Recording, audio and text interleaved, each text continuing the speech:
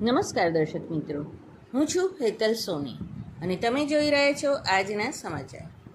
વિસનગર શહેરના ગૌરવપથ રોડ પર આવેલ નગરપાલિકા સંચાલિત ડોસાભાઈ બાગના સાધનો કોઈ બાળકનો જીવ લેશે તો જવાબદાર કોણ?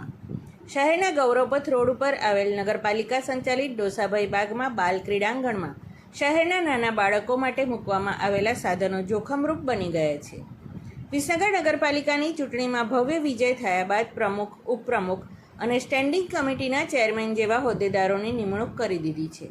પરંતુ કોણ જાણે કેમ પણ બાકીના ચૂંટાયેલા સભ્યો પોતાની કમિટીની રચના ક્યારે થશે, કોની મહેરબાનીથી થશે અને કોને કમિટીના ચેરમેન બનાવવા તેનું મુહૂર્ત હજુ સુધી આવ્યું નથી.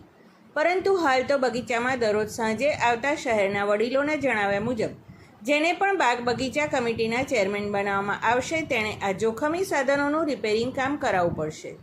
આ બાલ ક્રીડાંગણમાં આવતા બાળકો માટે જે ₹1 ટોકન ટિકિટ ફાળવનાર વ્યક્તિએ પણ એવો બળાપો કાઢ્યો હતો કે આ સાધન બાબતે અમે પણ 3-4 વખત પાલિકાના જવાબદાર કર્મચારીનું ધ્યાન દોર્યું છે, પણ કોઈને કોઈ પડી જ નથી.